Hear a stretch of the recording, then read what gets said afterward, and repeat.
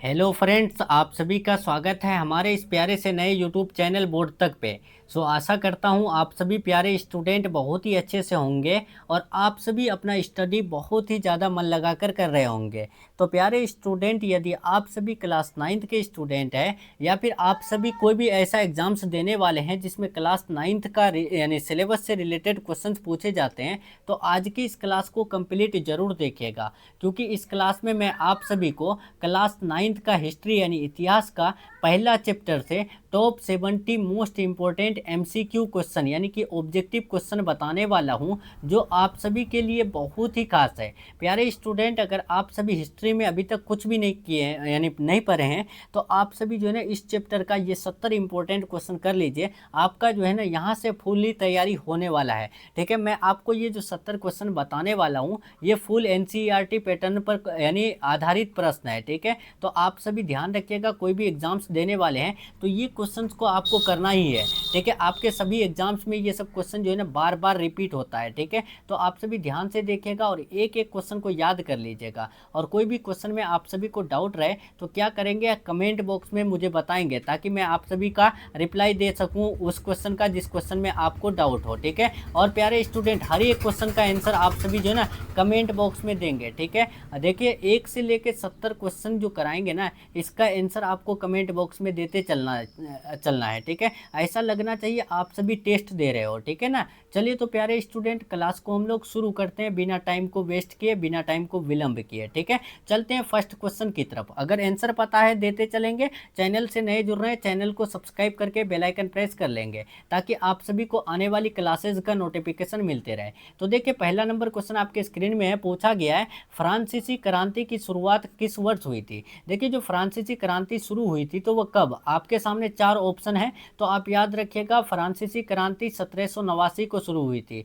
पूरा डेट याद रखिएगा 14 जुलाई 1789 को। ठीक है ना, फ्रांसीसी क्रांति शुरू हुई थी। चलिए दूसरा नंबर देखिए, पूछा गया है प्यारे स्टूडेंट, फ्रांस का अंतिम सम्राट कौन था जब क्रांति शुरू हुई थी। तो देखिए फ्रांस का अंतिम राजा बताना है आपको जब फ्रांस की क्रांति शुरू हुई थी। तो याद रखिएगा फ्रांस की क्रांति के समय जो है ना जो राजा थे उसका नाम था क्या, लुई सोलेवा। ठीक है, राइट आंसर बी हो जाएगा। नेक्स्ट चलते हैं, 3 नंबर क्वेश्चन पूछा गया है, तीसरे वर्ग में कौन शामिल थे। देखिए प्यारे स्टूडेंट, फ्रांसीसी क्रांति से पहले फ्रांस जो है ना 3 समाज में बटे हुए थे। ठीक है, क्या क्या, तो प्रथम वर्ग, द्वितीय वर्ग, तृतीय वर्ग। ठीक है, कौन सा वर्ग, यानी 3 समाज में बटे हुए थे, प्रथम वर्ग, द्वितीय वर्ग और तृतीय वर्ग। ठीक है, प्रथम वर्ग में आते थे पादरी वर्ग, द्वितीय में कुलीन और तृतीय में कौन, आम जनता। ठीक है, तो आप याद रखिएगा तीसरे वर्ग में कौन आते थे, आम जनता। तो आम जनता किसान, श्रमिक और व्यापारी होते हैं, तो राइट आंसर ए हो जाएगा। चलिए अब हम लोग 4 नंबर क्वेश्चन की तरफ बढ़ते हैं। पूछा गया है क्रांति से पहले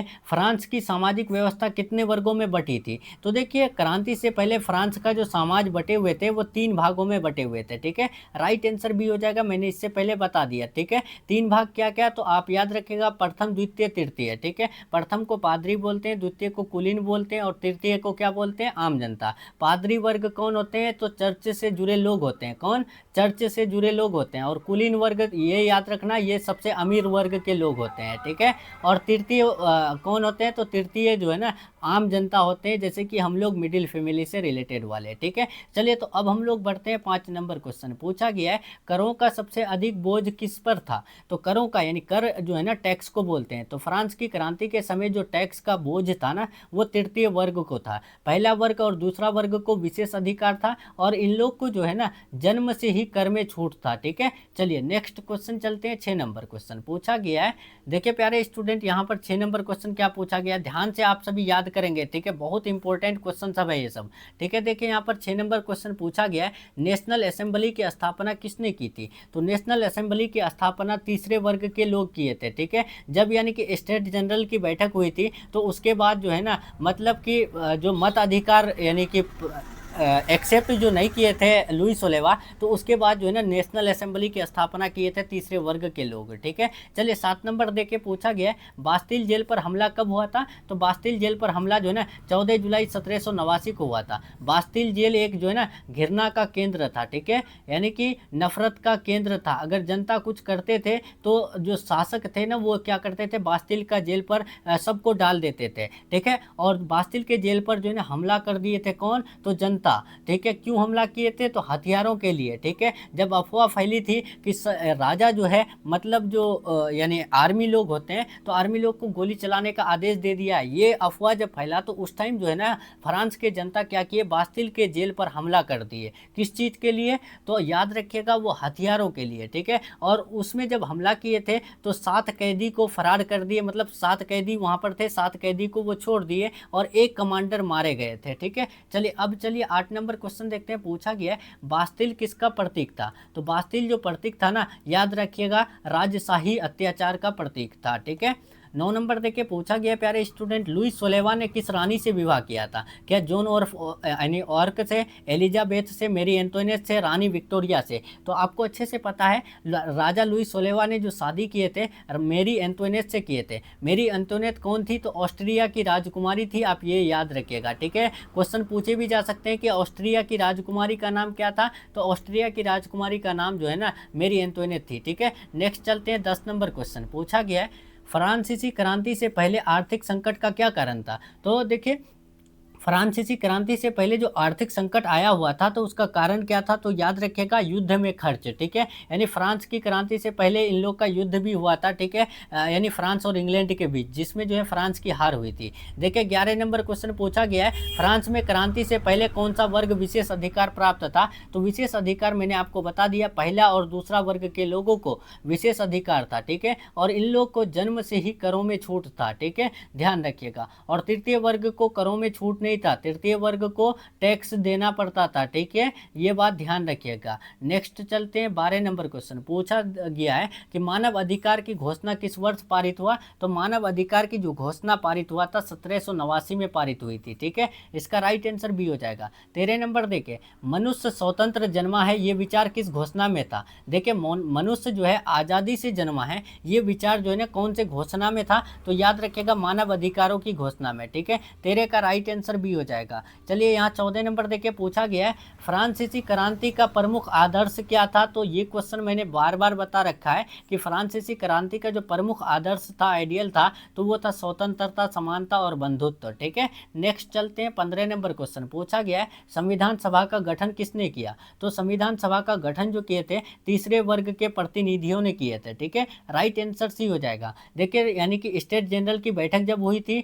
तो उस टाइम जो है प्रथम वर्ग से कितने लोग गए थे? तो प्रथम वर्ग से 300 लोग गए थे, ठीक है। और द्वितीय वर्ग से कितने लोग गए थे? तो द्वितीय यानी कि द्वितीय वर्ग से 300 लोग गए थे, ठीक है। प्रथम और द्वितीय से 300 करके गए थे। और तृतीय वर्ग से कौन गए थे? तो तृतीय वर्ग से 600 लोग गए थे। यही 600 लोग क्या किए? यानी कि संविधान सभा का गठन किए थे, ठीक है, ध्यान रखिएगा। और आप ध्यान रखिएगा जब स्टेट जनरल की बैठक हुई थी तो उस टाइम जो है ना किसानों और महिलाओं को जाना यानी कि अलाउ नहीं था, ठीक है, निषेध था, ठीक है, यानी कि मना था, यानी महिलाओं और किसानों को जाना स्टेट जनरल की बैठक में, ठीक है। बस तृतीय स्टेट के जो लोग गए थे वो सिर्फ और सिर्फ तृतीय स्टेट में जो बड़े बड़े लोग थे ना वही लोग गए थे, लेकिन आम जनता को जो होते हैं ना जैसे किसान होते हैं और छोटे छोटे जो मिडिल फैमिली, बहुत गरीब फैमिली होते हैं ना, वो लोग को स्टेट जनरल की बैठक में शामिल होने नहीं दिया था, ठीक है। 16 नंबर देके पूछा गया है क्रांति के समय फ्रांस का राजा कहाँ था? तो याद रखिएगा यहाँ पर क्रांति के समय जो फ्रांस का राजा था तो वो जो है ना कहाँ पर था? तो याद रखिएगा वर्साई में था ना। राइट आंसर 16 का ए हो जाएगा। नहीं नहीं नहीं, राजा नहीं होगा यहाँ पर। देखिए यहाँ पर क्या होगा कि फ्रांस की क्रांति के समय जो फ्रांस का राजधानी थी तो याद रखिएगा पेरिस थे, ठीक है। Right answer option number C होगा, राजधानी होगा वहाँ पर, ठीक है। 17 नंबर देखिए मैक्सिमिलियन रोबेस्पियर किस समूह का नेता था? तो वो जैकोबिन क्लब का समूह का नेता था, ठीक है। चलिए अब देखिए 18 नंबर तख्ता पलट शब्द किससे संबंधित है? तो तख्ता पलट का मतलब क्या होता है? तो सत्ता पलटने से होता है, ठीक है। राइट आंसर बी हो जाएगा 18 का। नेक्स्ट चलते हैं 19 नंबर क्वेश्चन। पूछा गया है जैकोबिन क्लब की वर्दी क्या थी? जैकोबिन क्लब की जो वर्दी थी तो वो क्या थी? लाल टोपी थी, ठीक है। राइट आंसर बी हो जाएगा।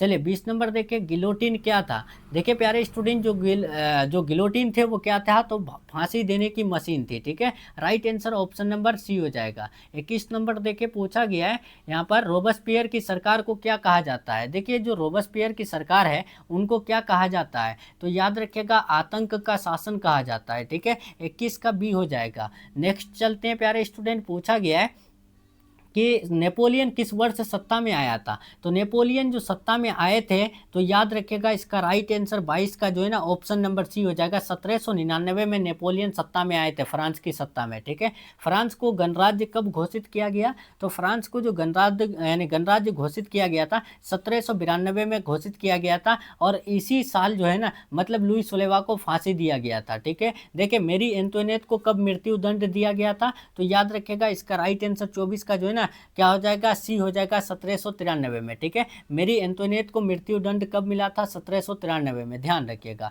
चलिए अब देखिए 25 नंबर, पुराने शासन को क्या कहा जाता है? तो यानी पुराने शासन को जो कहा जाता है ना, याद रखिएगा ओल्ड रेजिम कहा जाता है, ठीक है। राइट आंसर यहाँ पर सी हो जाएगा।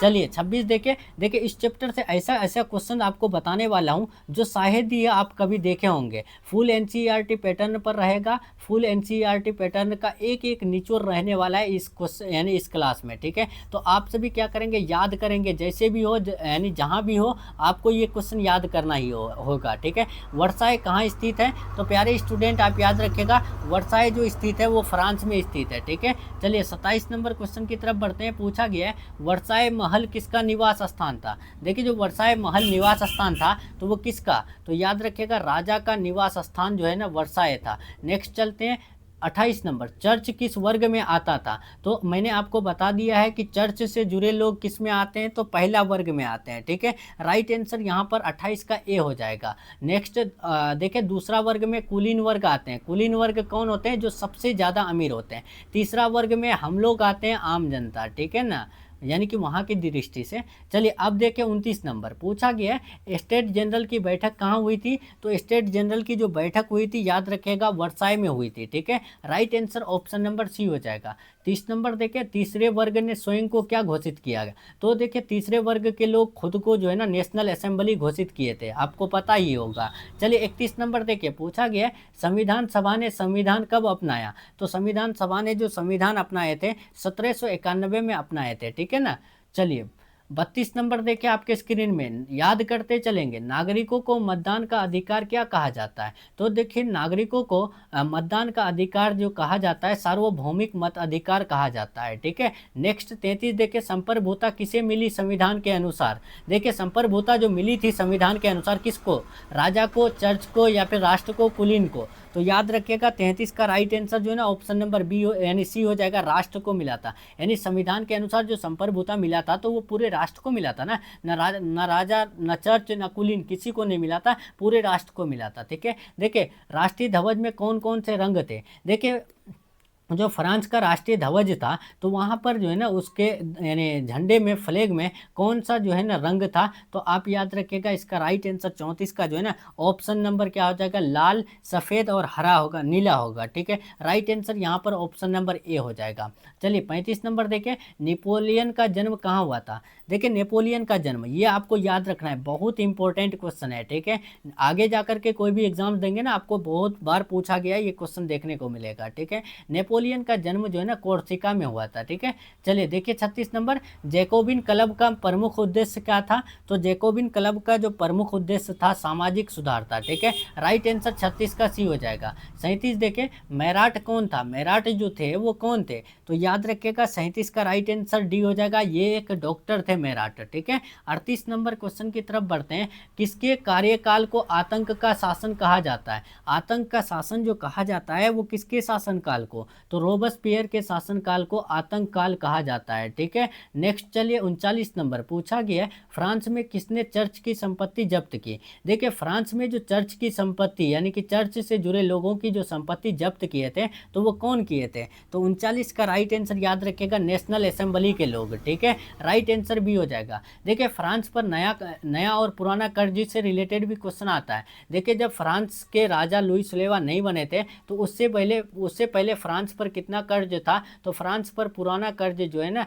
2 अरब लिबरे थे। कितना? 2 अरब लिबरे। लिबरे क्या होता है? तो याद रखिएगा वो फ्रांस का मुद्रा था, ठीक है, 2 अरब लिबरे। लेकिन जब फ्रांस का राजा लुई सोलेवा बने तब जाके जो है ना 10 अरब लिबरे फिर से कर्ज बढ़ गया था, ठीक है। टोटल मिला के जो है ना कितना हो गया था? देखिए यहाँ पर लिबरे होगा, ठीक है। टोटल मिला के कितना कर्ज हुआ था? तो याद रखिएगा फ्रांस पर टोटल जो है ना 12 अरब लिबरे कर्ज हुआ था, ठीक है। लिबरे क्या होता है? है तो आपको ध्यान रखना है लिवरे जो है फ्रांस की मुद्रा थे, ठीक है। तो महिला अधिकारों के लिए किसने आवाज़ उठाई, तो याद रखिएगा यहाँ पर 40 नंबर क्वेश्चन में आ चुके हैं। तो महिला अधिकारों के लिए आवाज़ उठाए थे कौन, ओलंप डी गुज ने, ठीक है। 41 देखे, टैक्स कौन नहीं देता था, तो टैक्स जो नहीं देते थे पुरोहित वर्ग के लोग नहीं देते थे, ठीक है। 41 का ए हो जाएगा। 42 नंबर देखे, फ्रांसीसी क्रांति ने किस शासन को बढ़ावा दिया, तो फ्रांसीसी क्रांति जब हुआ तो ये लोकतंत्र को बढ़ावा दिए, ठीक है। यानी कि लोकतंत्र आने की जो है ना बहुत ही अच्छा जो है मतलब रास्ता बता दिया, ठीक है। 43 नंबर देखें, द वॉच डॉग ऑफ यानी रेवोल्यूशन कौन था, the watch dog of revolution जो थे वो कौन थे, तो याद रखिएगा 43 का right answer option number A हो जाएगा, मेराट थे, ठीक है। मेराट कौन था, तो एक डॉक्टर थे। देखिए संविधान के अनुसार फ्रांस कैसा राष्ट्र बना, तो संविधान के अनुसार जो फ्रांस राष्ट्र बने थे वो एक गणराज्य राष्ट्र बने थे, ठीक है। राइट आंसर बी हो जाएगा। चलिए 45 देखिए पूछा गया है, ओलंप डी गुज किसकी समर्थक थी, तो ओलंप डी गुज जो है ना महिला अधिकार की समर्थक थी, ठीक है। महिला अधिकार का सबसे पहले मांग कौन किए थे, तो ओलंप डी गुज ने किए थे ना, तो आपको इससे पहले भी तो मैंने बता दिया ओलंप डी गुज, ठीक है। क्या किए थे, महिला अधिकार के लिए सबसे पहले मांग किए थे। देखिए क्रांति से पहले मुद्रा क्या थी, यूरो, लीव, डॉलर या फिर जो है यहाँ रुपया, तो लीव नहीं है ये लिवरे है, तो याद रखिएगा क्रांति से पहले मुद्रा लिवरे थे, ठीक है। 46 का राइट आंसर क्या होगा प्यारे student, option number B. Next चलिए 47, तीसरे वर्ग के लोग को क्या कहते हैं, तो तीसरे वर्ग के लोगों को बर्जुआ वर्ग भी कहा जाता है, ठीक है। 47 का राइट आंसर बी हो जाएगा। 48 देखिए पूछा गया है, किसानों से जबरन वसूली को क्या कहते हैं, तो जबरन वसूली को जो हम लोग कहते हैं याद रखिएगा 48 का सी हो जाएगा, उपहार कहते हैं, ठीक है। चलिए 49 नंबर की तरफ बढ़ते हैं। पूछा गया है पुस्तक द सोशल कॉन्ट्रैक्ट किसने लिखा, द सोशल कॉन्ट्रैक्ट पुस्तक यानी किताब जो लिखा है तो वो किसने, तो 49 का ध्यान रखिएगा रूसो ने लिखे थे, ठीक है। 50 नंबर देखिए पूछा गया है, दार्शनिक मोंटेस्क्यू ने किसका समर्थन किया, तो दार्शनिक मोंटेस्क्यू ने जो समर्थन किए थे 50 का राइट आंसर बी हो जाएगा, लोकतंत्र का।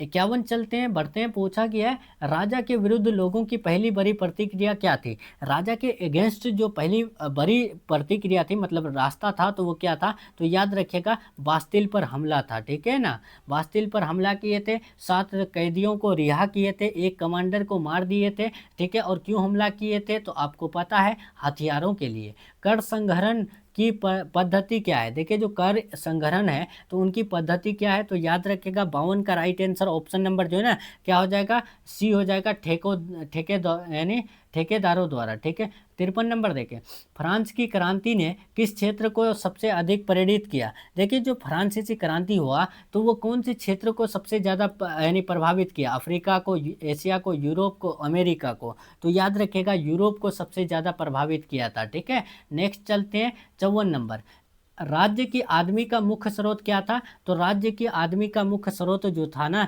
याद रखिएगा 54 का बी हो जाएगा, कर था, ठीक है। नेक्स्ट 55, गिरोंडीन कौन थे, जो गिरोंडीन थे तो वो कौन थे, तो याद रखिएगा 55 का ए हो जाएगा, गिरोंडीन राजा का समर्थक था, ठीक है ना।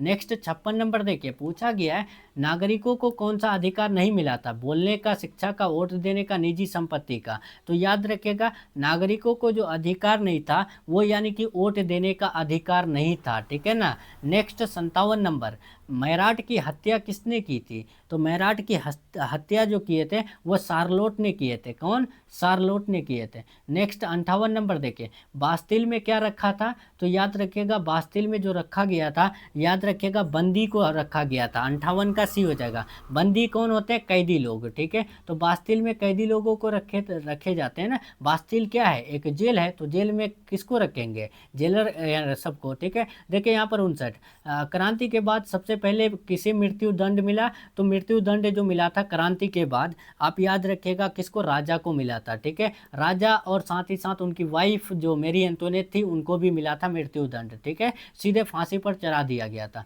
कौन सी भाषा क्रांति के दस्तावेजों की थी, देखिए यहाँ पर इनमें से कौन सी भाषा है जो क्रांति के दस्तावेजों में लिखी गई थी, तो 60 का राइट आंसर ये हो जाएगा, फ्रेंच, ठीक है। नेक्स्ट चलते हैं 61 नंबर, किस वर्ग के पास ज़्यादा ज़मीन थी? तो याद रखिएगा तीसरा वर्ग के पास तो ज़्यादा ज़मीन था नहीं, याद रखना है। अब यहाँ पर 61 का राइट आंसर बी होगा, जो पादरी वर्ग से जुड़े लोग थे यानी कि प्रथम वर्ग के लोग, उनके पास सबसे ज़्यादा ज़मीन थे, ठीक है। चलिए यहाँ देखिए 62 नंबर, लिव यानी ड्यू रोई का अर्थ क्या होता है? लिव डू यानी ड्यू रोई का जो अर्थ होता है, याद रखिएगा 62 का राइट आंसर ऑप्शन नंबर जो है ना सी हो जाएगा, क्रांति सॉरी डी हो जाएगा, क्रांति की जय, ठीक है।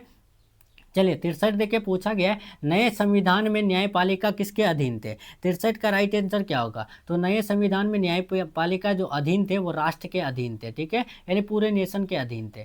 64 देखें, क्रांति का असर भारत पर किस रूप में हुआ? तो क्रांति का असर जो हुआ था भारत में किस रूप में? तो ये याद रखना है, 64 का आपके सामने 4 ऑप्शन है, तो विचारों की क्रांति पर यानी कि उभर कर आया था, ठीक है। नेक्स्ट चलिए, फ्रांस की संसद को क्या कहते हैं? देखिए फ्रांस में जो संसद होते हैं पार्लियामेंट, उसको हम लोग क्या कहते हैं? तो नेशनल असेंबली कहते हैं, ठीक है। चलिए राइट आंसर भी हो जाएगा। मेरी एंटोनियट को लोग किस नाम से बुलाते थे?